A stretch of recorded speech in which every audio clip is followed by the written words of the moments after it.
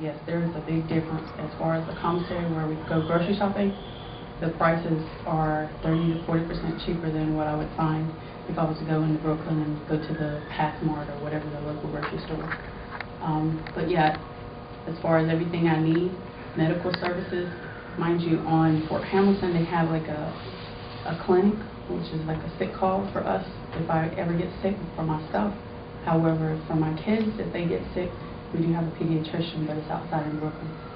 So everything is provided for me within the Fort Hamilton or in the immediate vicinity. Okay, and you, Sergeant Cook? Do you have children? And I don't have any children, but as far as benefits, mostly what Sergeant Blue was talking about. The medical and the dental are big for me. I am married. I do have a wife. And it's good for me to know that if anything happens to her, they're going to cover it. Because even if I do have to go off of the Army installation, we have TRICARE medical coverage. They're going to pay for everything I need. So if I have the sniffles, I can go to the clinic, and the doctor can say, okay, well you need to go home for the day and relax. But if I fall down and break my leg, I'm going to have to go to the hospital. There's not a hospital on Fort Hamilton because it's very small. Most Army installations do have a hospital, but Fort Hamilton is, like I said, it's tiny, so there's no hospital. I would have to go to the VA hospital, which is right off post, or one of the other hospitals in Brooklyn. I'm not going to have to worry about paying for the ambulance ride or any of the medication, the doctor's visit, none of that stuff, because TRICARE is going to take care of that, which is great. It's good peace of mind to know that I don't have to worry about it. Hopefully, I won't break my leg anytime soon, but that's one of the small things. There's also organizations on post that can help a soldier out. AER, which is Army Emergency Relief. If my car explodes and I don't have a way to get to work, I can go to AER and they can give me a grant or a loan so that I can get my car fixed. And the loan's no interest. The grant, I don't even have to pay it back if I do get approved for a grant. It's the same thing for any other kind of emergency.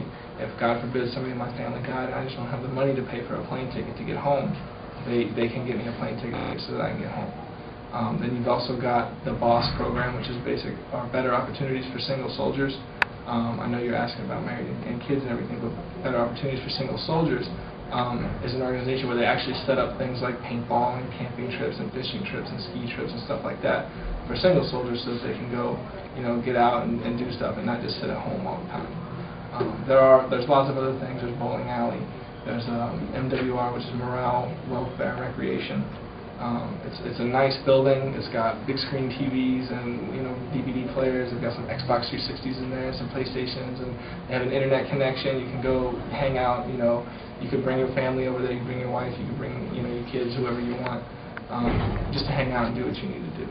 So there are a lot of things. Even on the small post that Fort Hamilton has, there's a lot of things to do and a lot of basically a lot of opportunities for soldiers over there.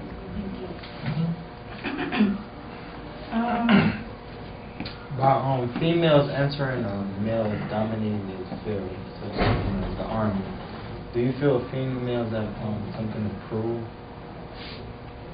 Personally speaking, I can't speak for females, and I can't speak for females in the Army. I can only speak for myself, Sergeant Blue. Me personally, I don't feel it's a male-dominated organization. I think, me personally, I feel that most people have hyped it up to appear that way because I look at it as I can do everything Sergeant Cook can do, and he does the same thing that I do. The reason is the Army has trained us to be diverse and be able to do another person's job. That way, if he was sick one day, I'd have to pull slack. Therefore, the Army trained me to do that job. So when somebody looks at it as being a male-dominated, the only thing I can think of when I hear somebody say that, maybe because there's a lot of males in it and there's not that many females, but other than that part, I don't really do the male-dominated because to me, I can do everything Sergeant Cook can do, and vice versa. If you don't mind, I'd like to speak to that. Something that's has been very important to me being a soldier is that word soldier. We don't really see color, race, creed, even sex as much in the Army as you would see out in the rest of the world. We both wear the same uniform. We're green. I'm not white, and she's not brown. We're green. We're soldiers. So no matter what happens, no matter where I go in the Army, because we do move around a lot, but no matter where I go, I know that when I walk into the next office that I'm going to be working at, those guys are my family, even though I've never met them before. They wear green. Doesn't matter if they're girls, guys, black guy, Mexican guy, Puerto Rican guy, white guy, it doesn't matter. He's a soldier, and they're going to accept me as a soldier, and I'm going to be able to help them do their job, and they're going to help me do my job. So while you may be correct, the majority of soldiers are males, I also would have to agree that it's not a male. I guess if the definition of male-dominated means is the majority are males, then yes, it is male-dominated. But as far as it's not where you would need to prove anything, because all you have to prove is that you can do what a soldier can do. So. Okay. Has your stay in the military redirected you into choosing another career or to follow a different career path? Sergeant Booth? As far as, you mean when I get out of the Army? Yes. Actually, being in the Army, I joined the Army to be a mechanic. However, I've been in for so many years that, throughout the years, you can change your job and you can be trained on other things. And everything that I've ever been trained on is going to help me further my civilian life. So when I originally joined the Army, in my mind, I was like, oh my goodness, I'm going to join the Army to be a mechanic. And the reason I joined the Army to be a mechanic was because in my mind, I was like, yes, I'm going to join the Army to be this job because there's not many females. Because back then, I think I did personally have something to prove because I was ignorant to the fact of male-dominated fields and everything that had to entail. However, now, when I think about it, I still have it in the back of my mind that I'm going to join the Army. I joined the Army to be a mechanic, but when I get out of the Army, I don't necessarily want to be a mechanic.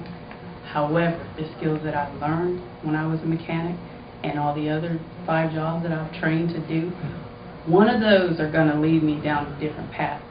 Right now I'm in recruiting.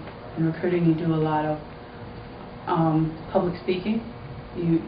I meet with a lot of high school kids, college students, and then the things that I'm currently enrolled in college to do, and I'm getting my degree. I think that's what's going to be my factor when I get out of the Army, is what I specifically want to do when I get out, not necessarily this particular job or that particular job. I think it's a combination of everything I've done is what's going to drive me to decide. Look, if you ask me right now, what do I want to do when I get out of the Army? Honestly, I can't think that far because I love being in the Army. I wouldn't tell anybody anything else other than I love my job, I love what I do, I love the reason why I joined the Army, because I feel the Army has instilled many things in me that I feel I would have never gotten if I would have never joined the Army. So I want to take everything I've learned, every job that I've trained, and when I do finally get out, then I'll decide, hey, maybe I want to be a pharmacy technician or a phlebotomist or a mechanic, different things to do. But right now, if you ask me what do I see myself doing when I get out, I really can't, because I've been in the Army for so long, that's all that's like in my mind.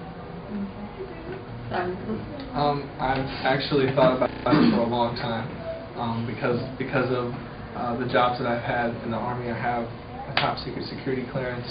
I have a lot of specialized technical training, and the Army has also taught me to speak a couple of different languages. So don't ask me to speak.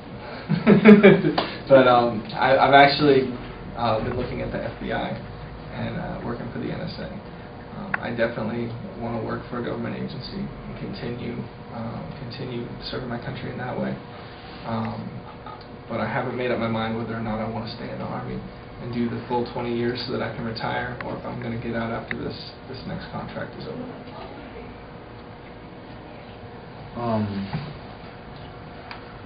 Do you know any friends or Army that have been in the Army that have experienced like trauma or any type of flashbacks?